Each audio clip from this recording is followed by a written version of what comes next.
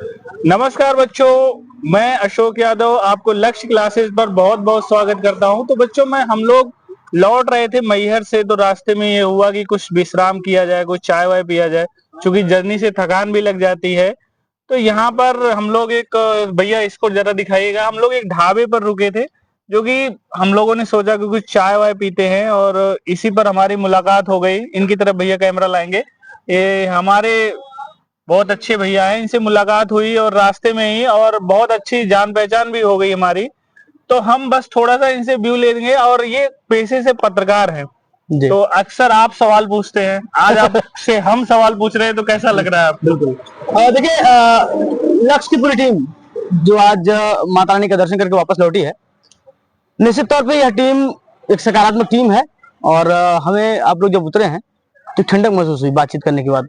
लगता है कि शिक्षा का जो प्रभाव होना चाहिए वो अब जाके निखर रहा है और लोगों के बीच में आ रहा है। सुल्तानपुर की जहां तक लक्ष्य की टीम है वो सकारात्मक पोजीशन में चल रही है। और एक बात ये भी कहें कि आप लोग जो हमने देखा आपके परफॉर्मेंस को, रात्रि में जाके 12 घंटे लगातार कंटिन्यू क्लास चल रहा है, ये बधाई के पात्र हैं आप लोग। तो सर, जैसा कि आज आप भी पत्रकारिता में हैं, पढ़े लिखे समाज से आते हैं, तो यहाँ भी जो बच्चे हैं और जो बच्चे तैयारी कर रहे हैं, उनके लिए कोई खास संदेश आप देना चाहें? देखिए, संदेश का मतलब ये है कि आपकी गतिविधि क्या है, मैंने ये रखता है। आपकी पूरी टीम जो गतिविधि बना रखी है, कई लोग ऐसे हैं जो टीचिंग लाइन में हैं और इस क्षेत्र से कहीं ना कहीं क्षेत्र को दूषित कर रहे हैं। तो आप लोग जिस तरीके से आपका जो रवैया रहा, आपका जो व्यवहार रहा, आपके जो कन्वर्सेशन स्किल रहे, और एक तरीके से कहा जाए कॉम्बिनेशन रहा आपका, जो वो ये शो किया कि शिक्षा इस तरीके का होना चाहिए। और जो हमारे इधर मिर्जापुर की टीम है, जो मिर्जापुर बच्चे हैं पढ़ने वाले, हम चाहेंगे अगर आप तैयारी करना चाहते हैं तो लक्ष्य की तरफ जरूर जाएं। सुल्तानपुर की एक बेस्ट टीम है और निश्चित तौर पे आपको निखार के और लक्ष्य तक पहुंचाएगी। बहुत बहुत। और एक और सवाल हम आपसे पूछना चाहेंगे कि जैसे आप पत्रकार भी हैं और ये आपने अपना एक मिठाई और चाय की दुकान आप ही की है, जी जी, तो ये बिजनेस प्लान आपके मन में कैसे आया कि हमें इस तरफ भी मुड़ना है? तो बच्चों का भी, जैसे कुछ लोग और भी बिजनेस में जुड़ना चाहते हैं, तो क्या उनके लिए कोई संदेश आपके लिए है? देखिए, पत्रकार होना और बिजनेसमैन होना दोनों में अलग अलग डिफरेंस है। कारण ये है कि जब आप पत्रकारिता करते हैं तो जो धन पशु होते हैं उनकी शरण में जाना पड़ता है आपको। अच्छा। कई दफा ऐसा होता है कि आपको गुलामी करनी होती है, शब्द शुद्ध भाषा बता रहा हूं मैं आपको। और उस गुलामी को छोड़ने के लिए मुझे ये करना पड़ा। कारण ये है कि मैं यहाँ से इनकम करता हूँ और भी फील्ड में अपना समाज सेवा करता हूँ।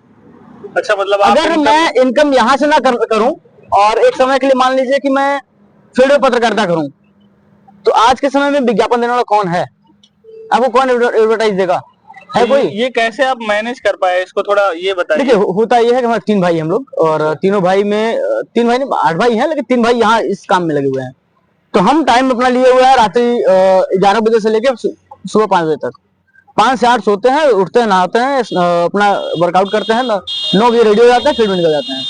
और फिर अभी खाली टाइम हो गया, कल दिवाली है तो आज एकदम खाली है, नहीं तो हम ना मिलते।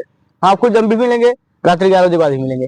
तो वैसे जैसे कि बच्चों आप देख पा रहे हैं कि पेशे से पत्रकार है लेकिन फिर भी बिजनेसमैन है, तो ऐसा आपको ये संदेश है इस छोटी दिवाली के रूप में कि कोई भी व्यवसाय अगर आप करना चाहते हैं तो फील्ड भले ही आपकी ना हो, लेकिन अगर आपने ठान लिया हो तो आप साथ में वो भी कर सकते हैं। सर, कोई भी व्यवसाय जो है ना वो छोटा बड़ा हो ही नहीं सकता। बिल्कुल वो बिल्कुल आपकी विचारधारा कहाँ तक है, मैंने ये रखता है।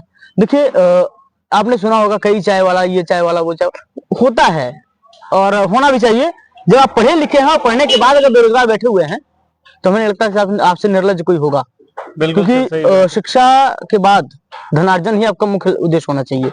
और इसके बाद अगर आप कहीं शिक्षा अर्जित करके और मक्खी मार रहे हैं, सो रहे हैं, ताश की पत्तियां खेल रहे हैं, तो आपसे गिरा हुआ इंसान नहीं हो सकता कोई। बिल्कुल। तो सर, आप शिक्षित होने के साथ, सर कैमरा सर थोड़ा घुमा दीजिएगा, जितने सारे अध्यापक बंधु बैठे हैं। शिक्षित होने के साथ जो है आपको निश्चित तौर पे अर्निंग पर भी फोकस करना चाहिए।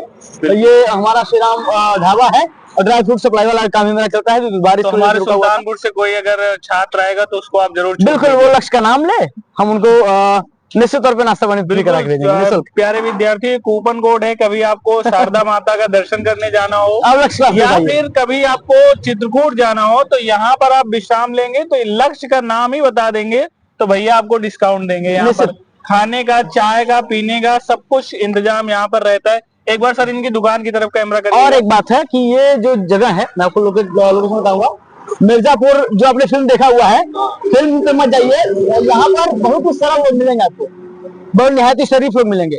फिल्म को अलग कर दीजिए और मानवता, आध्यात्मिकता और जो जीवंत चरित्र होना चाहिए व्यक्ति का, वो यहाँ देखने को मिलता है आपको।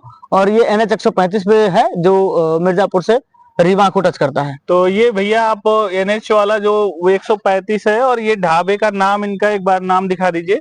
श्री राम ढाबा। श्री राम ढाबा। इधर भी सर, इधर आप दिखाइएगा, ये Shri Ram dhaba foods and supplier के नाम से दिख रहा है।